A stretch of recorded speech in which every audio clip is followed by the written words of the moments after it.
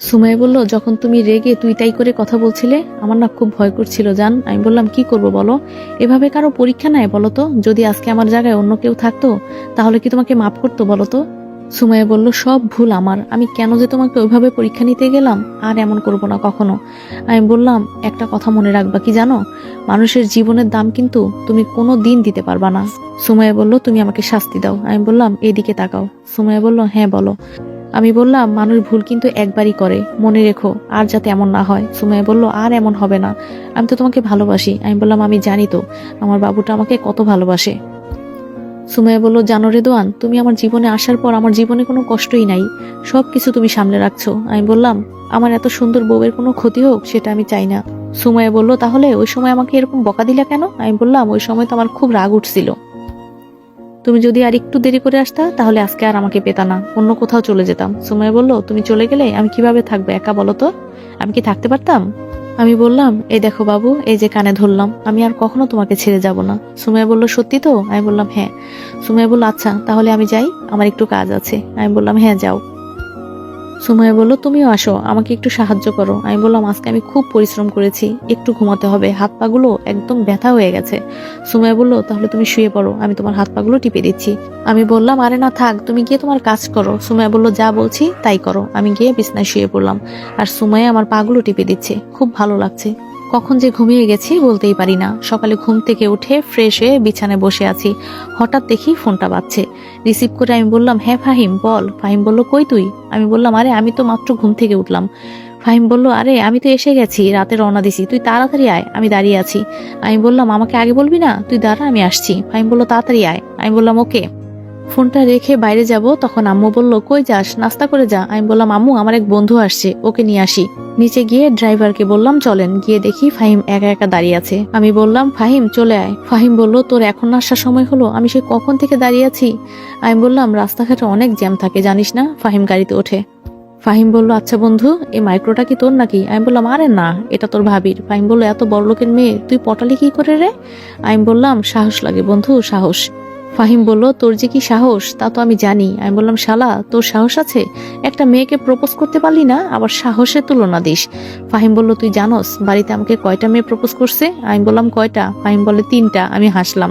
Propose, তাও আবার তোকে? আমার তো বিশ্বাসই হচ্ছে না। ফাহিম বলল, তোর বিশ্বাসে আমার কিচ্ছু যায় আসে না, তবে আমি সাদিয়াকে ভালোবাসি, ওকেই বিয়ে করব।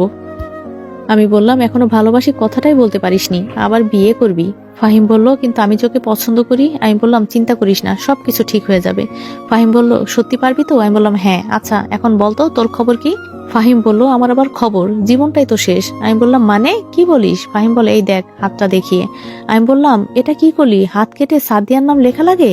ফাহিম বলল, কি করব বল, ওকে তো আমি অনেক ভালোবাসি, ভুলতে পারি না। আমি বললাম, এখন ও যদি রাজি না থাকে জোর করেই তুলে নিয়ে আসবো শালিকে, তুই চিন্তা করিস না, এসে গেছি, নাম। ফাহিম বলল, এটা কি দেখছি বন্ধু, এটা তো বাড়ি না, মনে হচ্ছে রাজমহল, এত সুন্দর বাসা। আমি বললাম, এসব কিছুই না, চল ভেতরে। ফাহিম বলল, এসব বডিগার্ডগুলো সবগুলোই কি তোর বন্ধু?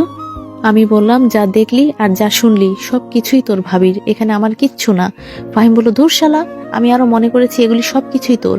আমি বললাম, তোরে আমি মনে করতে বলেছি, এখন ভেতরে চল। ফাহিম বলল, হ্যাঁ চল। হঠাৎ দেখি মারিয়া আমার সামনে। মারিয়া বলল, কিরে রেদওয়ান, এই মগাটা সেদিনের না, ওকে আবার কোথা থেকে তুলে আনলি?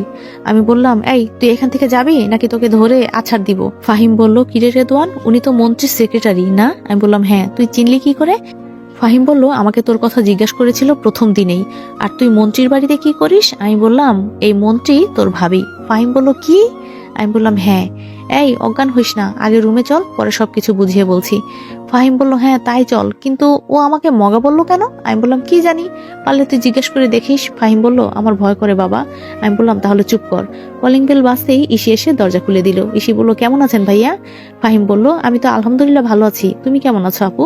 ইসি বলল, ভালো আছি। ফাহিমকে নিয়ে রুমে চলে আসলাম। আমি বললাম, যা এখন ফ্রেশ হয়ে আয়। একটু পর ফাহিম বাথরুম থেকে বের হয়ে এলো। আমি বললাম, এখন চল নাস্তা করতে হবে, সকালে তোর জন্য কিছুই খাইতে পারি নাই। ফাহিম বলল, শালা খালি খাই খাই করে, এত খাস তাও তো মোটা হতে পারিস না। আমি বললাম, এই জীবনেও আর মোটা হতে পারবো না, এখন আর কোনো কথা বলিস না, চল। নাস্তা শেষ করে রুমে বসে আছি। ফাহিম বলল, এখন তো বলবি নাকি কিভাবে কি হয়েছে? আমি সব ঘটনা ফাহিমকে খুলে বললাম। ফাহিম বলল, আসলে ভাবি খুব ভালো, তোকে খুব সহজে মেনে নিয়েছে। আমি বললাম, হ্যাঁ রে, ওদের ভেতরে কোনো অহংকার নেই। ফাহিম বলে, হ্যাঁ, কিন্তু তোরে মারাটা ঠিক হয় নাই। আমি বললাম, মানুষকে কি সহজে বিশ্বাস করা যায় বল? ফাহিম বলল, হ্যাঁ তা ঠিক বলেছিস, কোনো না কোনো ভাবে পরীক্ষা নিতেই হয়, তবে মেরে পরীক্ষা নেবে এটা আমার পছন্দ হলো না, এটাতে কারো জীবনও তো চলে যেতে পারতো, তাই না? আমি বললাম, হ্যাঁ সেটা ঠিক বলেছিস, তবে ও আর এমন করবে না, আমি ওকে বুঝিয়ে বলেছি। ফাহিম বলল, তাহলে ঠিক আছে। আমি বললাম, এখন নিচে চল, তোর ভাবির সাথে তোকে পরিচয় করিয়ে আনি, আর তোর গার্লফ্রেন্ডের ঠিকানাও নিয়ে আসি। ফাহিম বলল, আমার গার্লফ্রেন্ডের ঠিকানা তুই কিভাবে জানিস? আমি বললাম, এসব ঠিকানা বের করা আমার বাম হাতের খেলা, এখন কথা না বলে চল চল। নিচে গিয়ে দেখি মারিয়া আর সুমাইয়া মিলে কি জানি করছে। আমি বললাম, কি খবর ম্যাডাম, সকাল সকাল এত কাজ করছেন কেন? সুমাইয়া বলল, ও তুমি, অফিসে সবকিছু গুছিয়ে রাখছি। আমি বললাম, আচ্ছা পরিচয় করিয়ে দেই, ও আমার ফ্রেন্ড ফাহিম। সুমাইয়া বলল, ফাহিম কেমন আছো? ফাহিম বলল, জি জি ম্যাম, ভালো আছি। সুমাইয়া বলল, ম্যাম বলা লাগবে না, আমাকে ভাবি বলতে পারো। আমি বললাম, কিরে শালা, এত ভয় পাস কেন? সুমাইয়া বলল, তুমি বুঝি আমাকে ভয় পাও না? আমি বললাম, ভয়, তাও আবার আমি? বলেই সুমাইয়ের দিকে এগোতে লাগলাম। সুমাইয়া বলল, এই এই, আমার সামনে আসবে না একদম। আমি বললাম, আমি না তোমাকে ভয় পাই, এখন তুমি আমাকে কেন ভয় পাচ্ছ? সুমাইয়া বলল, সকাল সকাল ওদের সামনে কি শুরু করে দিলা, কাজ তো করতে দিবা? আমি বললাম, আচ্ছা করো। মারিয়া? মারিয়া বলল, হ্যাঁ বল।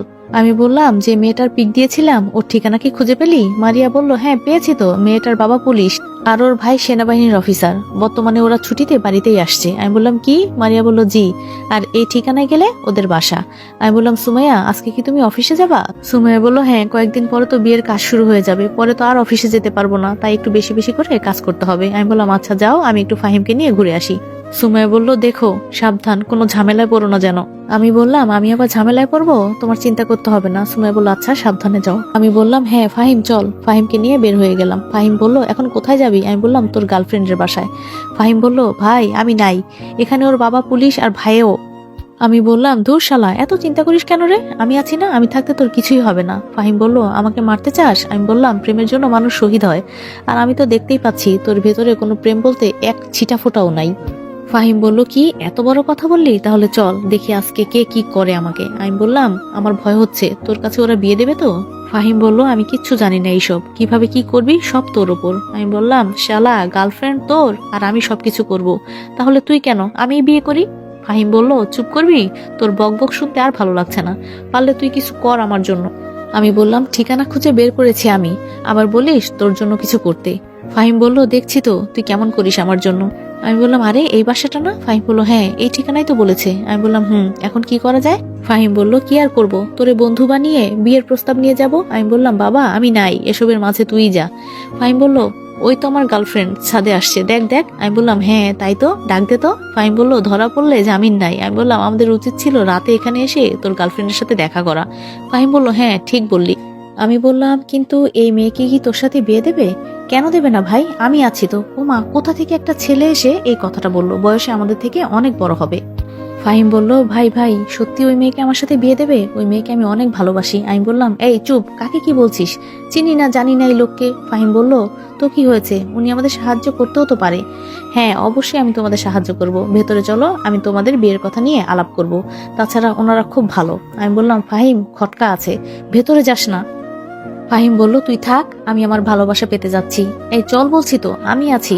কি আর করব, বন্ধুকে ফেলে তো আর যাওয়া যায় না, তবে এখানে একটা ঝামেলা হবে, তাই হালকা করে সুমাইয়াকে একটা মেসেজ করলাম তাড়াতাড়ি এখানে আসতে। ভেতরে গিয়ে দেখি একজন মুরব্বী লোক বসে আছে। মুরব্বী লোকটাকে খুব শক্তিশালী মনে হচ্ছে। মুরব্বী লোকটা জিজ্ঞেস করলো, বাবা এরা কারা? বাবা মানি ওনার ছেলে উনি। উনি বলল, আরে বাবা বলেও না, ওরা নাকি আমার বোনকে বিয়ে করতে চায়। এই ছেলে ফাহিমকে দেখিয়ে বলল। আঙ্কেল বলল, তাহলে তো খুব ভালো করে আদর করতে হয়। বাবা তোমরা এখানে বসো। আমি বললাম, শালা সব হয়েছে তোর জন্য, কত করে বলেছি ভেতরে যাস না, তাও আমাকে নিয়ে এলি, এখন দুজনে মিলে একাই মরি। আঙ্কেল বলল, সাদিয়াকে একটু ডাক দাও তো। একটু পর সাদিয়া এসে বলল, বাবা তুমি আমাকে ডেকেছো? আঙ্কেল বলল, মারে তুই এদের চিনিস? সাদিয়া তো ফাহিমের দিকে তাকিয়ে অবাক হয়ে রইল। সাদিয়া ভয় পেয়েছে বোঝা গেল। সাদিয়া বলল, না বাবা আমি এদেরকে চিনি না। কেন বাবা? আঙ্কেল বলল, ওই ছেলে নাকি তোরে বিয়ে করতে চায়। কি বাবা বলো না কেন? ফাহিম তো ভয়ে কাঁপতে লাগলো। আঙ্কেল বলল, সবাই ভেতরে যাও। আন্টি বলল, ওরা ছেলে মানুষ, মাফ করে দাও, বোঝে নাই। আঙ্কেল বলল, চুপ করো আর ভেতরে যাও। আমি বললাম, আঙ্কেল কাউকে ভালোবাসা কি অপরাধ? কিরে তুই আমার বাবাকে ভালোবাসা শিখাস?